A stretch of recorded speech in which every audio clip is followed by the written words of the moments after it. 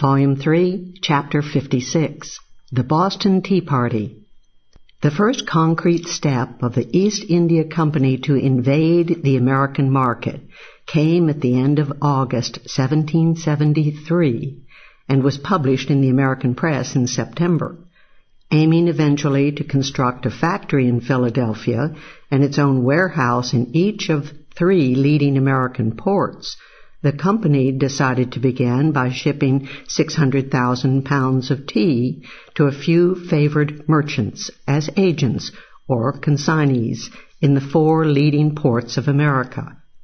The merchants of the 4 ports quickly mobilized against this threat and were backed by the press and the bulk of the populace. It was clear to the resistors that the best way to meet the tea invasion was in the same way that the hated stamps had been repulsed, by revolutionary mob violence or the threat thereof against the few favored distributors of the commodity. In 1765, the appointed stamp distributors had been persuaded by force to resign their post. Now it was the few consignees designated by the company to receive the tea. After securing their resignation, the next step was to prevent the East India tea from landing on American shores. The British government had no idea that the Tea Act would cause any particular stir, much less that violence against its agents, direct or indirect, would be resumed. Not surprisingly, matters came to a head in Boston. That great center of Anglo-American confrontations faced a British fleet and troops stationed offshore. Moreover, it had as governor the flint-hearted Tory Thomas Hutchinson. Opinion had been inflamed against Hutchinson the previous spring when the wily Benjamin Franklin, to ingratiate himself with his employers, the Massachusetts Assembly, secretly sent them old letters of Hutchinson and of his henchman, Andrew Oliver, expressing Tory views and calling on Britain for tough policies against the colonies. Sam Adams's publication of the letters in June polarized the silent conflict between Massachusetts and its governor and provoked him to be more intransigent than ever. 3 of the Boston tea consignees, by no coincidence, turned out to be 2 sons and a nephew of Hutchinson, in a firm of which the governor himself was a member and probable partner.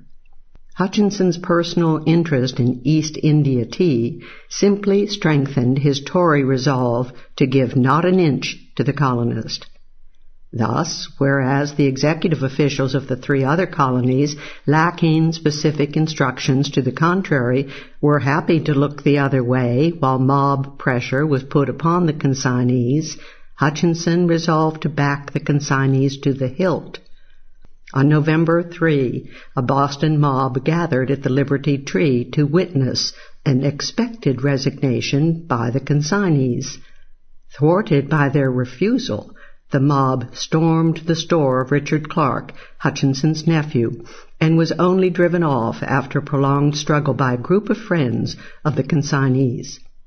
2 days later, on November 5 and 6, a Boston town meeting was assembled and presided over by John Hancock. The meeting unanimously adopted resolutions demanding that no merchants import any British tea, and appointed a committee including such radical leaders as Sam Adams, William Molyneux, and Dr. Joseph Warren to pressure the resignation of the consignees. But the consignees were emboldened by Hutchinson's support and repeatedly refused to resign. When the tea arrived, they, along with the harassed customs commissioners, took secure refuge with the British troops at Castle William. With the consignees refusing to resign, stopping the landing of the tea became ever more important to the Americans. Transcending the bounds of Boston, Sam Adams called a joint meeting of the committees of correspondence of the towns of Boston, Roxbury, Brookline, and Cambridge for November 22. The meeting resolved unanimously to prevent the landing and sale of the tea. and the Boston Committee was instructed to raise the town to immediate and effectual opposition. The Boston Town Meeting, furthermore, was now superseded by the unofficial, flexible, and more powerful revolutionary institution, the Body Meeting, a recurring mass meeting of the body of all inhabitants of Boston and Roxbury, Brookline, and Cambridge. The first tea ship, the Dartmouth, arrived at Boston Harbor on November 27. 2 other East India tea ships followed a few days later. Promptly, 2 great mass meetings of the body met through November 29 and 30, presided over by the eminent merchant Jonathan Williams. The mass meeting adopted unanimously the resolution of Sam Adams that the tea be shipped back by the East India Company and that no duty whatever be paid on the tea. The latter demand represented an advance in American goals. Hutchinson sent the sheriff to disperse the unlawful assemblage, but he was hissed down by the meeting. While the consignees discreetly repaired to Castle William, Hutchinson responded to the popular demand by refusing the ships permission to leave the harbor unless duty were paid. Thus, the East India ships were caught between 2 swords. On receiving word of the situation from their committees of correspondence, town after town in Massachusetts resolved to back the Boston mass meeting to the hilt, including Cambridge, Brookline, Roxbury, Charlestown, Marblehead, Plymouth, Malden, Gloucester, Lexington, Groton, Newburyport, Lynn, and Medford. The deadlock at the port could not continue indefinitely. The tea ships' entry into port made the vessels liable to seizure by the customs officers after 20 days for non-payment of duty.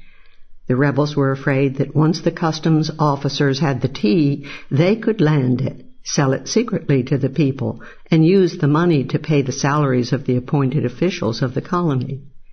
Meanwhile, the Boston Committee of Correspondence provided a military guard on the tea ships to make sure that the tea was not landed in secret. Clearly, the tea must be destroyed before its confiscation by customs, and the period of grace for the Dartmouth was up on December 17. The last chance for the colonists was therefore on December 16. That day, the 16th, a great mass meeting of the body of 8,000 people learned of Hutchinson's refusal to allow the Dartmouth to sail home. The meeting heard the news with great restiveness and anger. Several angry speeches ensued. The prominent merchant, John Rowe, asked meaningfully, "Who knows how tea will mingle with salt water?" Finally, Sam Adams arose to give the signal that angry words must now give way to deeds. This meeting can do nothing more to save the country. Thereupon a remarkably disciplined ginger group of Sons of Liberty, disguised as Mohawk Indians, rushed to Griffin's Wharf, boarded all 3 tea ships, and spent several hours of the night dumping every bit of East India tea into Boston Harbor. No other property and no person was at all harmed. This was the famous and electrifying Boston Tea Party. The heroic band of Mohawks that defied British armed might numbered over 100 and represented a cross-section of the populace, from leading merchants to farmers, carpenters, and blacksmiths. The band also probably included such prominent radical leaders as the merchants William Molyneux and Henry Bass, the engraver Paul Revere, the young clerk and writer James Swan, the Old South End gang leader Ebenezer McIntosh, and the ardent radical theoretician Dr. Thomas Young, who had previously made the first public suggestion for dumping the tea overboard. The Mohawks had done their work well, and Hutchinson soon found that no Americans, whether the council, grand juries, justices of the peace, sheriffs, or the militia, would help to track down the culprits. Only one witness to the Tea Party was willing to testify, but only if the trial took place in England.